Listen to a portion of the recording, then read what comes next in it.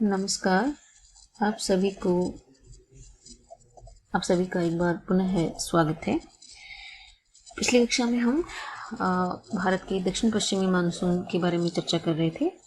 तो भारत की जो 75% वर्षा है वो दक्षिणी पश्चिमी मानसूनी पवनों के द्वारा ही होती है और ये बारिश अचानक से शुरू होती है और मानसून के इस अचानक आरंभ होने को मानसून प्रस्फोट कहा जाता है। भारत के तटीय भागों में मानसून का जो प्रस्फोट है वो जून के फर्स्ट वीक या इससे पहले भी हो सकता है। ये आप यहाँ पे देख पा रहे हैं। ये 1 जून तक इन एरियाज में मानसून का आगाज हो जाता है, फिर 5 जून तक यहाँ, फिर 10 जून तक। जैसे जैसे हम उत्तर भारत की तरफ बढ़ते जाते हैं वैसे वैसे मानसून का आना लेट होता जाता है और आंतरिक भागों में दक्षिण पश्चिमी मानसून पवनें जुलाई तक ही पहुंच पाती हैं। तो दक्षिण पश्चिमी मानसूनी जो हवाएं हैं इनको हम 2 भागों में बांट करके देख सकते हैं। एक तो अरब सागर की मानसूनी पवनें और दूसरा बंगाल की खाड़ी की मानसूनी पवनें। तो पहले हम देखते हैं अरब सागर की मानसूनी हवाओं के बारे में। तो इनकी उत्पत्ति जैसा कि नाम से ही पता लग रहा है कि अरब सागर में होती है और जब ये भारत के तट तक पहुंचती हैं तो 3 शाखाओं में ये विभक्त हो जाती हैं। पहली शाखा पश्चिमी घाट से टकरा के पश्चिमी तटीय मैदान में 250 सेंटीमीटर से भी ज़्यादा वर्षा करती है। ये शाखा पश्चिमी घाट से टकराती है और पश्चिमी तटीय मैदान में वर्षा करती है। पश्चिमी घाट को पार करने के बाद में जब ये हवाएं नीचे उतरती हैं तो उनका तापमान बढ़ जाता है और आर्द्रता में भी कमी आ जाती है। तो इसलिए दक्षिणी पठार का वृष्टि छाया क्षेत्र जो है पश्चिमी घाट के पूर्व में, वहां पे वर्षा बहुत ही कम हो पाती है। तो मंगलुरु और बेंगलुरु में थोड़ा ही डिफरेंस है, लेकिन मंगलुरु में वर्षा की मात्रा जो 280 सेंटीमीटर वार्षिक औसत है, जबकि बेंगलुरु में केवल ये 50 सेंटीमीटर है। इसका रीजन यही है जो मैंने अभी आपको बताया। इसकी दूसरी शाखा जो चलती है अरब शाखा, अरब सागर मानसूनी हवाओं की, वो नर्मदा और ताप्ती की घाटियों से होते हुए भारत के मध्यवर्ती क्षेत्र में प्रवेश करती है और तट के आसपास कोई रुकावट नहीं होती। इस कारण ये दूर तक चली जाती हैं और वर्षा करती हैं। नागपुर में हवाओं से 60 सेंटीमीटर वर्षा होती है। ये काफी दूरी तक जाती है। तीसरी शाखा उत्तर पूर्वी दिशा में अरावली पर्वत, ये यहाँ पे उत्तर पूर्वी दिशा में अरावली पर्वतमाला के समानांतर चलती है। रास्ते में कोई रुकावट नहीं होती, तो राजस्थान में इनसे कोई वर्षा नहीं होती और हिमालय की पहाड़ियों से टकरा करके यहाँ पे ये पर्याप्त वर्षा देती हैं। अब हम बात करते हैं बंगाल की खाड़ी की मानसूनी हवाओं की। तो बंगाल की खाड़ी की मानसूनी हवाएं 2 शाखाओं में बढ़ती हैं। पहली शाखा गंगा के डेल्टा प्रदेश को पार करके, यहाँ पे गंगा का जो डेल्टा है उसको पार करके मेघालय की गारो खासी जैंतिया पहाड़ियों से यहाँ पे टकराती है और इन पहाड़ियों की आकृति जैसा कि हमने पढ़ा था कि कीप जैसी है, जिससे वायु को एकदम ऊंचा उठना पड़ता है और भारी वर्षा यहाँ पे होती है। यहाँ पे चेरापूंजी के पास में मोसिन राम जो स्थान है वहाँ पे 1200 से अधिक सेंटीमीटर वार्षिक वर्षा होती है, जो विश्व में अधिकतम है। दूसरी शाखा इसकी ये सीधे हिमालय पर्वत से टकराती है। हिमालय पर्वत की ऊंची पर्वत श्रेणियों को पार करने में असमर्थ है और पश्चिम की ओर हिमालय पर्वत के समानांतर चलना, यहाँ पे टकराती हैं और फिर पश्चिम हिमालय पर्वत के समानांतर चलना स्टार्ट कर देती हैं। जो जो ये पश्चिम की तरफ बढ़ती जाती हैं तो उनकी दूरी बढ़ जाती है समुद्र से, तो वर्षा करने की शक्ति इनकी कम होती जाती है। तो इसके द्वारा जो वर्षा की मात्रा है वो जैसे अपन देखें तो कंपैरिजन करने के लिए, तो कोलकाता में 119 सेंटीमीटर, पटना में 105 सेंटीमीटर, इलाहाबाद में 76 सेंटीमीटर और दिल्ली में 56 सेंटीमीटर है। ये जो दक्षिणी पश्चिमी मानसूनी हवाएं होती हैं इनके द्वारा जो होने वाली वर्षा है वो अनिश्चित और अनियमित होती है। इसका कारण है उष्णकटिबंधीय चक्रवातों का अंतर्वाह होना। जब उष्णकटिबंधीय चक्रवात आते हैं तो ये जो मानसूनी हवाओं का क्रम है वो भंग हो जाता है और मानसूनी वर्षा की मात्रा के साथ साथ में इनकी तीव्रता भी चक्रवातों की आवृत्ति से निर्धारित होती है। सितंबर के फर्स्ट वीक में वर्षा ऋतु लगभग समाप्त हो जाती है। भारत का जो पूर्वी तट है वो विशेषतः तमिलनाडु तक वो दक्षिण पश्चिमी मानसून से वर्षा प्राप्त नहीं करता। और शुष्क ही रहता है। इसका कारण ये है कि तमिलनाडु का तट बंगाल की खाड़ी के मानसून के समानांतर है। तमिलनाडु का जो तट है वो बंगाल की खाड़ी की जो मानसूनी हवाएं चलती हैं उनके समानांतर है, और अरब सागर की तो इस वजह से समानांतर होने के कारण वर्षा नहीं हो पाती, और जो अरब सागर की धारा चलती है उसमें पश्चिमी घाट के कारण ये वृष्टि छाया प्रदेश में आ जाता है। तो यहाँ पे जो थोड़ी बहुत वर्षा होती है वो शीतकाल में होती है, याद रखिएगा। अब हम देखते हैं भारत में वार्षिक वर्षा का पैटर्न क्या रहता है।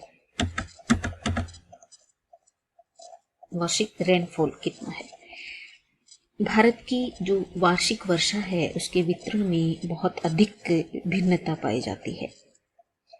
आप इस मैप में देख पा रहे हैं, जो सर्वाधिक ब्लू कलर से इसमें दिखाया गया है, जो सबसे अधिक वर्षा प्राप्त करता है वो एरिया है पश्चिमी घाट के पश्चिम में पश्चिमी तटीय मैदान। इसके अलावा ये मेघालय की गारो खासी जयंती पहाड़ियों वाला एरिया, और यहाँ पे ये कुछ एरिया जो है वो अत्यधिक ये डेल्टा क्षेत्र है जहाँ भी अधिक बारिश होती है। इसके बाद में दूसरे नंबर पे ये जो रेनफॉल है वो यहाँ अरुणाचल प्रदेश में देखने को मिलता है। इसके अलावा कुछ तटीय इलाके हैं जिनमें जहाँ हैवी रेनफॉल होता है उसी के आसपास ये एरिया पाया जाता है। इसके बाद हम बात करते हैं थोड़ा और कम वार्षिक वर्षा की तरफ। तो ये जो एरिया है ये कुछ तटीय इलाके हैं, वही एरिया लगभग जहाँ पे हैवी रेनफॉल हो रहा था उसके और आसपास का जो एरिया है वो इसमें आ जाता है। इसके बाद उत्तरोत्तर ये कम वर्षा होती है। तो सबसे कम वर्षा वाला एरिया आप देखिए, कुछ गुजरात है, राजस्थान है, पंजाब हरियाणा का कुछ एरिया, ये जम्मू कश्मीर का कुछ एरिया है, और ये जो दक्षिणी प्रायद्वीपीय भाग है उसका आंतरिक क्षेत्र है वो कम वर्षा प्राप्त करता है। तो काफ़ी वेरिएशन पाया जाता है। पश्चिमी घाट का पश्चिमी भाग, उत्तर पूर्व में उप हिमालय क्षेत्र, ये वाला जो एरिया है वो, और मेघालय की पहाड़ियों पर सर्वाधिक वर्षा होती है। यहाँ पे वार्षिक वर्षा 200 सेंटीमीटर से भी ज़्यादा होती है। और खासी और जयंतिया पहाड़ियों पर हमने चर्चा की 1000 सेंटीमीटर से भी ज़्यादा वार्षिक वर्षा होती है।